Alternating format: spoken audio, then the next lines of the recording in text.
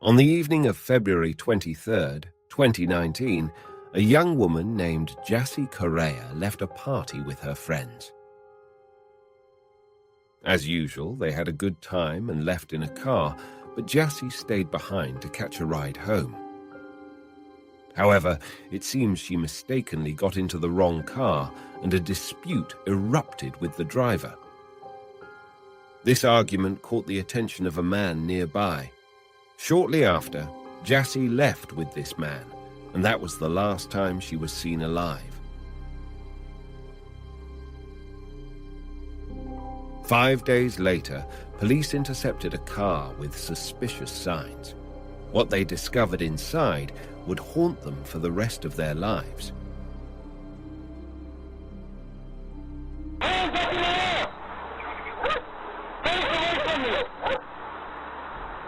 Is there anybody else in the car? Yes. Yes? Where? Where in the car? Stop. Whoever's in the car, get out of the car! Go to the back seat now!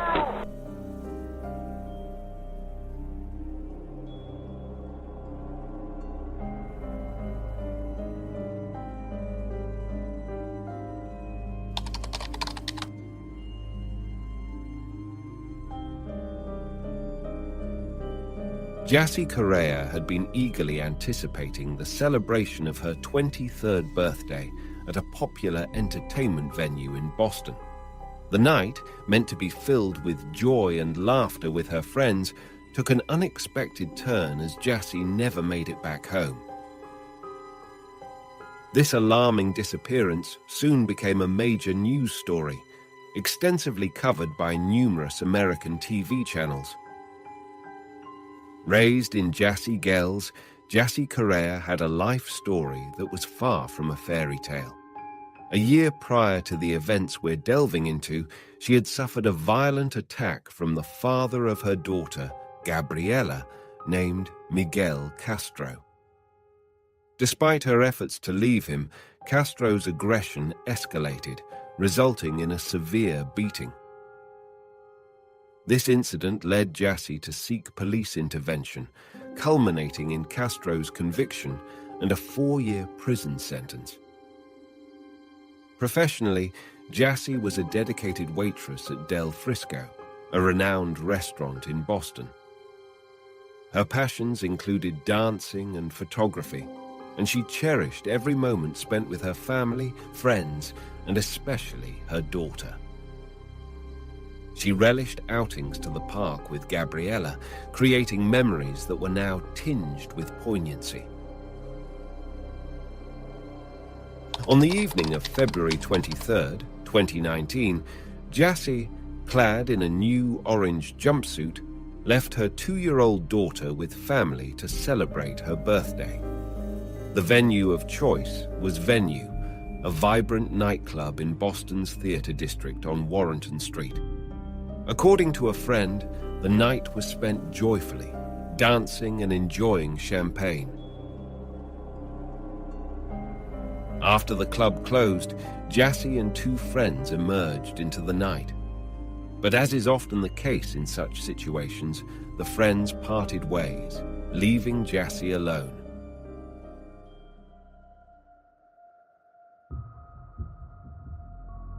That was the last time she was seen.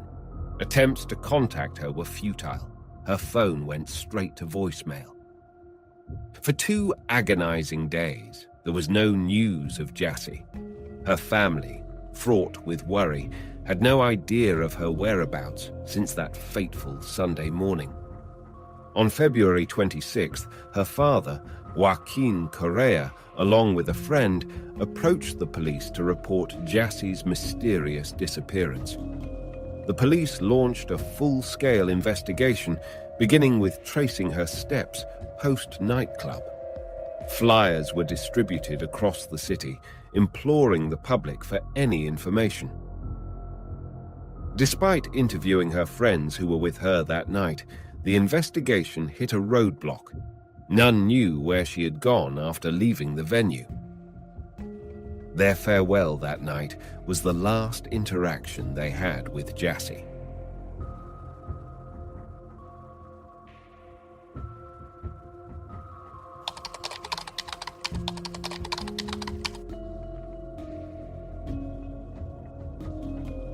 In their meticulous investigation into Jassy Correia's disappearance, the police scrutinized witness accounts and analyzed CCTV footage from both the nightclub and the surrounding streets. A critical piece of footage from Tremont Street, captured at 2:14 a.m., revealed Jassy outside the nightclub, engaging with several individuals after leaving the club. The video showed a visibly inebriated Jassy mistakenly entering an Uber she hadn't ordered, leading to a heated argument with the driver, who subsequently forced her out of the vehicle. The situation escalated as Jassy continued to argue with the Uber driver. It was at this juncture that an unknown man approached her, seemingly offering assistance. The footage captured a disturbing interaction. The man, holding onto Jassy's hands, appeared to be restraining her, despite her attempts to leave. The CCTV then recorded the chilling moment Jassy was coerced into leaving the area with this stranger. The gravity of the situation became apparent. Jassy had unknowingly encountered a predator. Further video evidence showed a haunting scene. Jassy, in an attempt to lighten the mood, climbed onto the man's back. He then carried her to his vehicle, and they drove off together, disappearing from the camera's view merely 14 minutes later. Faced with these harrowing images, the police were tasked with unraveling numerous unanswered questions. The identity of this mysterious man and his intentions were paramount.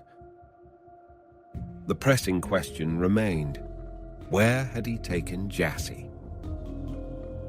The investigation intensified as the police sought to piece together the events of that fateful night, hoping to uncover the truth behind Jassy's disappearance.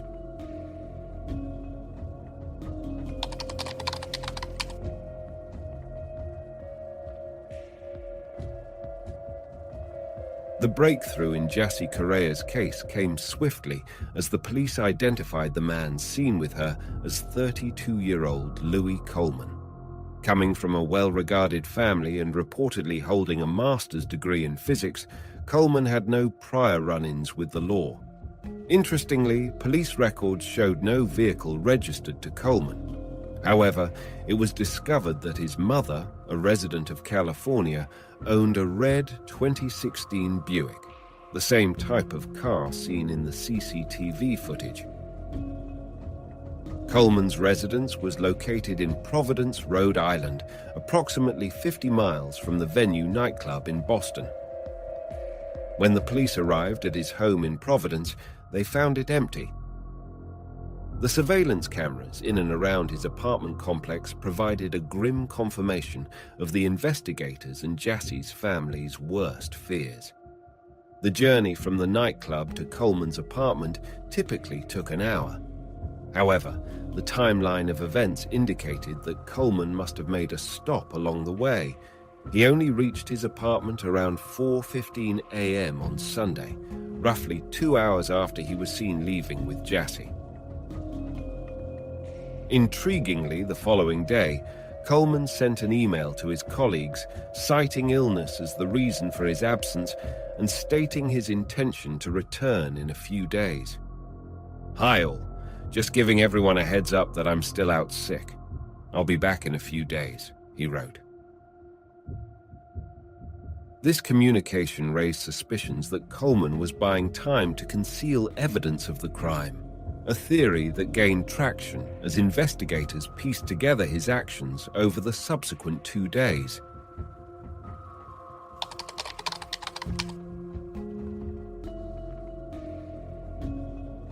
The police investigation into Jassy Correia's disappearance unearthed a series of chilling CCTV footage, shedding light on the tragic events following her encounter with Louis Coleman. Special Agent Thomas Suitcase described a key piece of footage. Coleman, carrying a motionless woman with long hair and orange pants, believed to be Jassy, into his apartment building around 4:27 a.m. This raised immediate concern as Jassy appeared either unconscious or worse.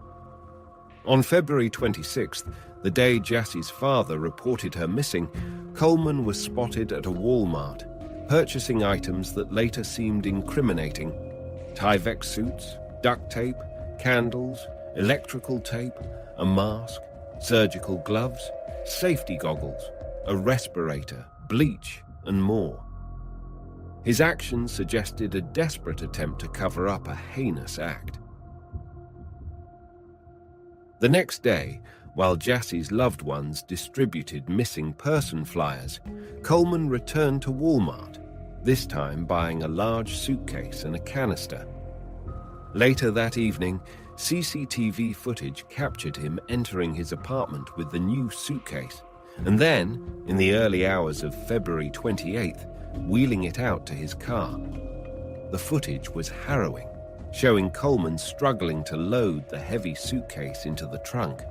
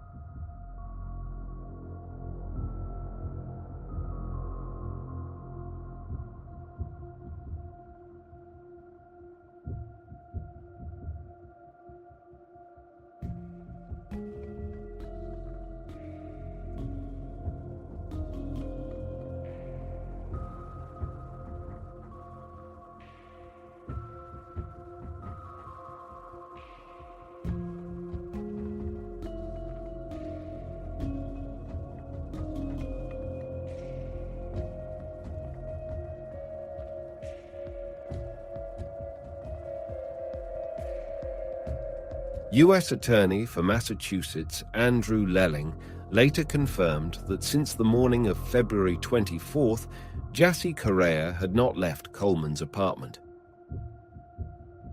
The police, armed with a search warrant, found incriminating items in Coleman's apartment and a dumpster nearby, including stained jeans, hooded coveralls, and items purchased from Walmart. On February 28th, when the police stopped Coleman near Wilmington, Delaware, they made a grim discovery in the trunk of his car: Jassy's body concealed in a sofa cushion cover and a black trash bag inside the suitcase. Forensic examination revealed she had suffered strangulation and blunt force trauma, and there was evidence linking Coleman to the crime through DNA analysis. The tragedy of Jassy's untimely death was compounded by the loss experienced by her 2-year-old daughter. Boston authorities, in visiting the Correia family, pledged to seek justice for Jassy. Amidst this, some social media users questioned Jassy's decision to be out alone at night. However, Suffolk District Attorney Rachel Rollins emphasized that the focus should not be on victim blaming, but rather on addressing the underlying issues of violence against women. Rollins urged a shift in societal conversation, calling for men to take responsibility and actively combat violence against women in all spheres of life.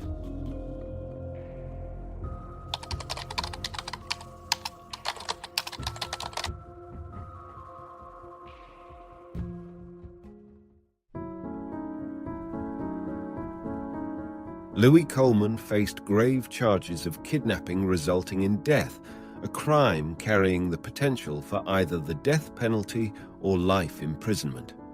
However, in November 2019, prosecutors decided against seeking the death penalty, setting the stage for a trial steeped in complex evidence and emotional testimony. During the trial, prosecutors laid out a compelling case, presenting a range of evidence, including a disturbing video of Coleman dragging Jassy Correia's body into his Providence apartment. The prosecution also highlighted Coleman's unsettling online searches post-abduction, which included queries about fitting a body into a suitcase and extracting a tooth. Coleman's defense team, led by attorney David Hughes, challenged the relevance of this evidence to the kidnapping charge. Hughes argued that the focus should be on the specific elements of the kidnapping allegation rather than Coleman's actions following Correia's death. The trial revealed a nuanced narrative of the events leading up to Jassy's tragic demise. Prosecutors established that Coleman was present in the same nightclub as Jassy and her friends. There, he interacted with another woman, not Jassy, even exchanging phone numbers and texts with her. However, the situation took a grim turn when, according to prosecutors, Coleman misled Jassy into believing he would drive her to her friend's apartment, ultimately leading to her death.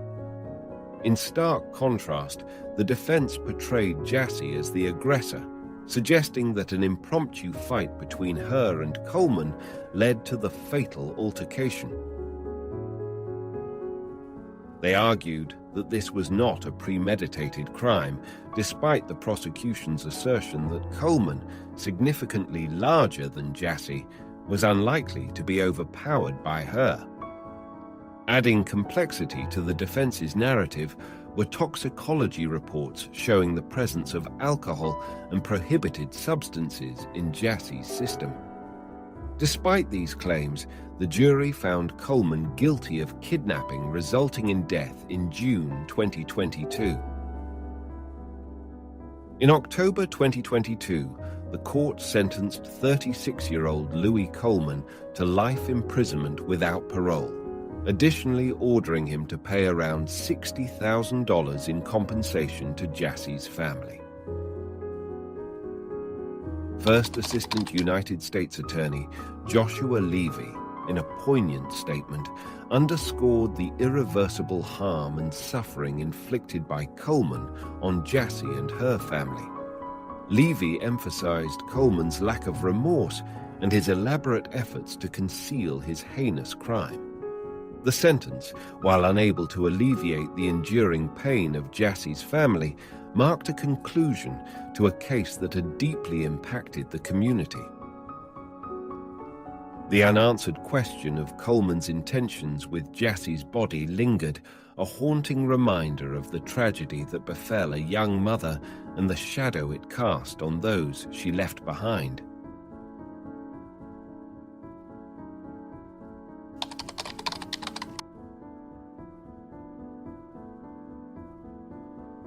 On the morning of Saturday, March 9th, 2019, a solemn gathering filled St. Peter's Parish in Dorchester, uniting in grief to bid farewell to Jassy Correia. The air was heavy with sorrow as family, friends, and members of the community assembled to honor her memory. Some attendees chose to wear all white as a symbol of mourning, while others donned buttons, shirts, and sweatshirts adorned with Jassy's image and the poignant slogan, "Justice for Jassy." During the ceremony, Jassy's cousin and best friend, Michaela DeAndrada, shared heartfelt words, expressing both the deep sadness and the firm belief that Jassy's untimely passing was not meaningless. "We may not understand why, but God knows. I trust with all my heart that her death was not in vain," DeAndrade conveyed with emotion. Boston Mayor Marty Walsh, in his eulogy, reflected on the tragedy and committed to striving for a safer world for women. Young women should be able to celebrate their birthdays without fear and return safely to their children and families, Walsh asserted, empathizing with the unimaginable pain Jassy's family endured. Jassy's father, Joaquin Correia, addressed the congregation of over 200 people, expressing gratitude for the overwhelming support from the city and the tireless efforts of law enforcement across 3 states. Among the attendees was Jassy's mother, who had not seen her daughter in 20 years and had traveled from Portugal, embodying the far-reaching impact of the tragedy. The church was filled to capacity, with many people standing along the back wall, a testament to the love and respect held for Jassy. In his final tribute, Joaquin Correia's words echoed with both sorrow and love. "Rest in paradise, my dear Jassy. Rest in peace, my dear child."